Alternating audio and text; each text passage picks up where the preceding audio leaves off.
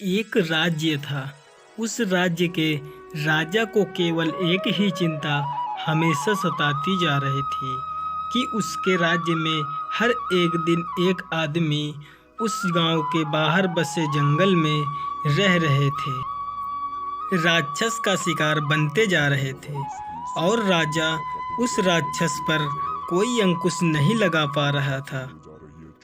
रात के समय जब कोई सो जाता था तो रात को चुड़ैल आती और बच्चों को उठा ले जाती और उसे जंगल में जाकर खा जाती। तो राजा ने सोचा, मैं आज उस जंगल में जाऊंगा और राक्षसों को मारकर अपनी प्रजा की रक्षा करूंगा और मेरे राज्य में कोई भी परेशानी ना हो।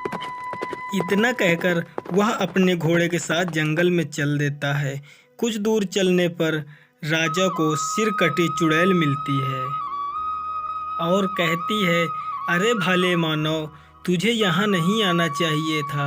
यह तुम्हारा राज्य नहीं, यह भूतिया जंगल है। यहाँ ताकतवर चुड़ैल और राक्षस रहते हैं, फिर भी तू यहाँ आ गया। तुझे तनिक भी डर नहीं लगा क्योंकि अपनी प्रजा का हाल पूछने आया है। क्या सोच रहा है कि मैं राजा हूँ, तुझे नहीं मारूंगी, जिंदा छोड़ दूंगी। साथ में तू अपने घोड़े को भी लेकर आया है। आज तो मेरी किस्मत खुल गई, मुझे एक साथ दो शिकार मिल गए। अब तैयार हो जाओ मरने के लिए। आज मैं राजा का खून पीऊंगी। फिर राजा बिल्कुल निडर होकर उस चुड़ैल से बोलते हैं, तुम बेशक मुझे खा लो, लेकिन मेरे घोड़े को मत खाओ, क्योंकि अपने पीछे मैं किसी जीव का बलिदान नहीं दूंगा। तुमको पता होगा, मारने वाले से बचाने वाला बड़ा होता है। फिर सिर कटी चुड़ैल बोलती है, मैं तेरी बातों में नहीं आने वाली। पहले तेरे घोड़े को खाऊंगी, फिर तुझे खाऊंगी। राजा ने सोचा, अगर यह पहले मेरे घोड़े को खाएगी तो मैं पाप का भागी बनूंगा, यह तो अनर्थ हो जाएगा।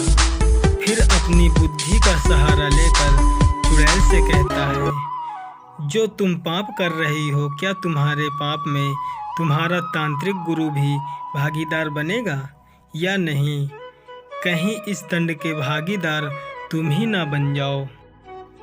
जब इतना सुनती है तो वह चुप रह जाती है और वह सोच में पड़ जाती है और बोलती है, तू मुझे अपनी बातों में फंसा रहा है, मैं तेरी बातों में नहीं आने वाली। फिर राजा बोलते हैं, ऐसा नहीं है, मैं एक राजा हूँ। मैं वचन देता हूँ, जब तक तुम अपने तांत्रिक गुरु से मिलकर आ जाओगी, मैं कहीं भी जाने वाला नहीं हूँ। जब राजा इतनी बात बोलता है तब चुड़ैल चली जाती है अपने तांत्रिक गुरु के पास और बोलती है, गुरुवर, क्या आप मेरे पाप में बराबर के हिस्सेदार बनोगे? तो तांत्रिक गुरु बोलता है, मैं तुम्हारे पाप में बराबर का हिस्सेदार क्यों बनूं?